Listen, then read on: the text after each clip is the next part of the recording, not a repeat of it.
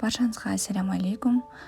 Ораза айт мерекесі күні сәресіге тұру керек пе және қанша уақыт ауыз бекіту қажет? Мұсылмандар арасында ораза айт мерекесі алдында әдеттегідей сәресі ішу керек деген ақпарат кең таралған. Айт мерекесі күні Рамазан күндеріндегідей сәресі ішудің қажеті жоқ. Дегенмен айт намазына келер алдында тақ санды құрма жеп шығу сүннет болып табылады. Егер кімде-кім сәресі ішкен болса, болмаса айт намазы алдында тамақтанған болса, бұған да тыйым салынбаған. Сонымен қатар, осы күні ғұсыл алып, мерекелік намазға мерекелік киімде келуді және әтір себінуді ұмытпаңыздар. Туыстарыңызды зиярат етіп, сыйлықтар жасап, айналаңызға қуаныш сыйлаңыздар. Ораза айт мерекесі бір күн.